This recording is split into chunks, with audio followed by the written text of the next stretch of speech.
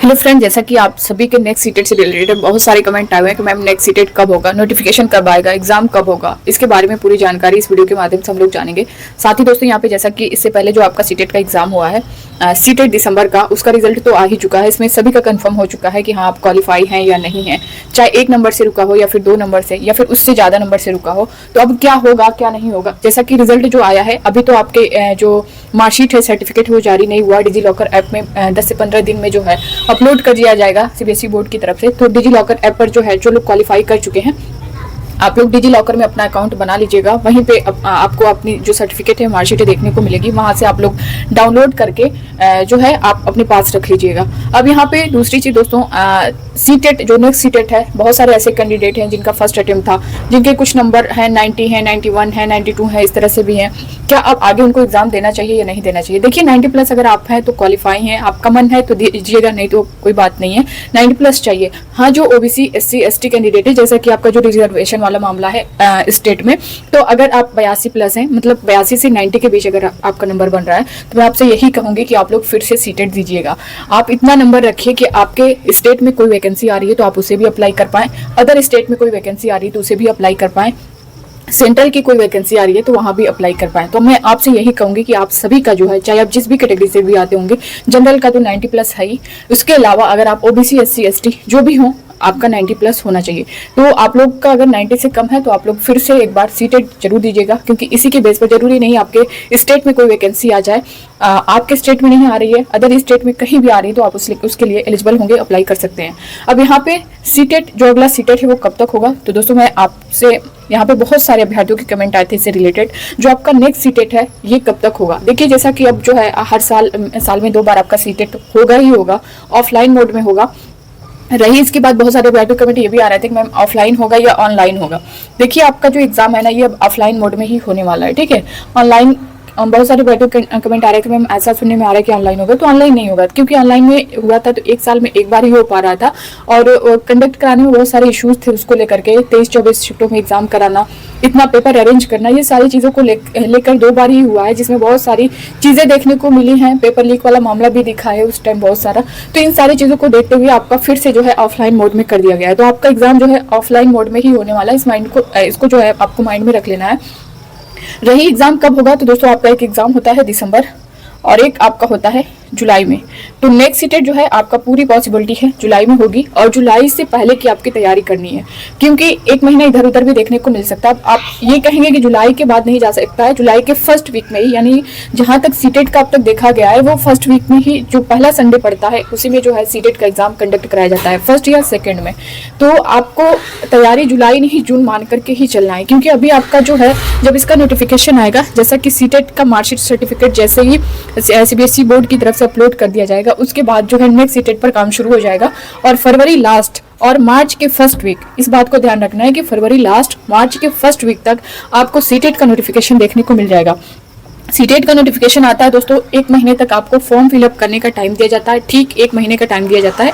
उसके बाद 4 से 5 दिन जो है करेक्शन के लिए दिया जाता है। तो आपको जो फॉर्म फिलअप करना है वो बहुत अच्छे से सब कुछ देख करके चेक करके फाइनल सबमिट करिएगा, क्योंकि वहीं पे आप मिस्टेक करते हैं फिर आगे आपको प्रॉब्लम हो सकती है। जिनका भी सीटेट में मिस्टेक हुआ उनके बहुत सारे कमेंट आते हैं कि मैम इस तरह की मिस्टेक हो गई है, कैसे सही होगा, क्या चीज़ है। तो उसके बारे में मैंने बताया भी है कि आप किस तरह से सही कर सकते हैं, लेकिन बहुत प्रॉब्लम होती है। इसी वजह से फॉर्म को अच्छे से फिलअप करना है, और जो करेक्शन का टाइम दिया जा रहा है 4 से 5 दिन का, उसमें आपको करेक्शन कर लेना है। अगर वहां पे अगर चूंकि आप नहीं कर पाए, नहीं जानकारी की वजह से, तो फिर आगे आपको वही प्रॉब्लम फेस करनी पड़ती है। आपका एडमिट कार्ड भी गलत आएगा, आपका रिजल्ट भी गलत आएगा, आपकी मार्कशीट सर्टिफिकेट जो आएगी उसमें भी मिस्टेक होगा। फिर वही है कि आप या तो सीबीएसई बोर्ड दिल्ली जाकर के अपना करेक्शन कराएं, वो भी ऐसा नहीं है कि एक बार आप जाएंगे तो करेक्शन हो जाएगा, बहुत भाग दौड़ उसके लिए करनी पड़ती है। तो मैं आपसे यही करूंगा, मैं आपसे यही कहूंगी कि जिनसे भी मिस्टेक हुई है, इससे पहले जो इससे पहले जो एग्जाम हुआ है सीटेट दिसंबर वाला, उसमें कुछ भी मिस्टेक हुई है, चाहे आपके नेम में, डेट ऑफ बर्थ में, फादर नेम में, मदर नेम में, या फिर कैटेगरी में, जेंडर में जो भी मिस्टेक हुई है, तो आप लोग जो है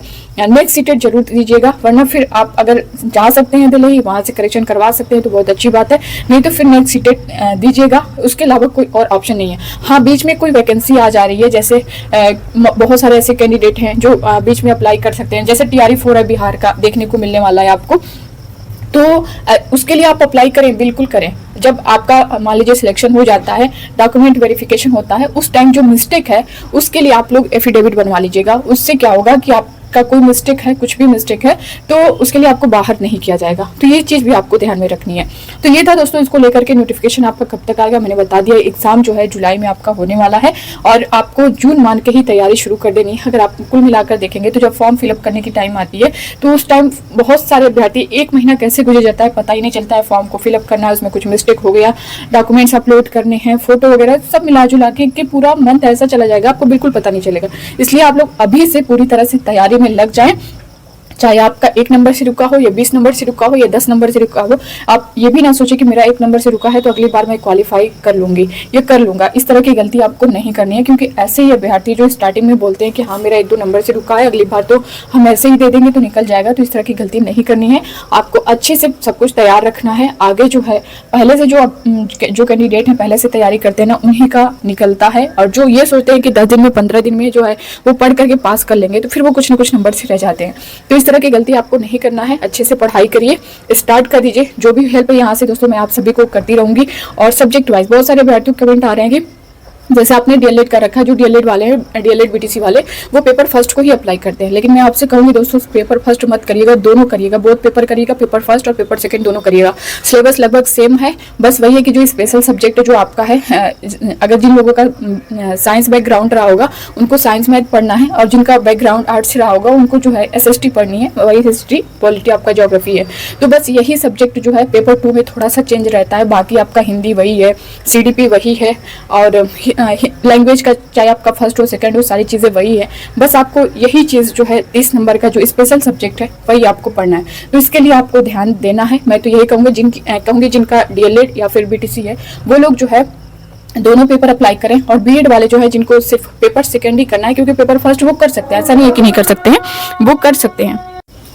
लेकिन जैसा कि पता है कि आप सभी को कि पीआरटी में अब बीएड जो है वैलिड नहीं है, बीएड वाले वैलिड नहीं है, तो इस वजह से जो है आप अगर देने को दे सकते हैं मगर देने का उसका कोई मतलब नहीं होगा। तो इस वजह से बीएड वाले जो है पेपर 2 ही दे रहे हैं, और जो डीएलएड बीटीसी वाले हैं वो पेपर फर्स्ट और पेपर सेकंड आप लोग दोनों दे सकते हैं, और दोनों दीजिए भी। मैं तो यही कहूंगी, अगर आप दोनों दे रहे हैं तो पीआरटी में कहीं वैकेंसी आ रही है तो उसके लिए भी अप्लाई कर सकते हैं।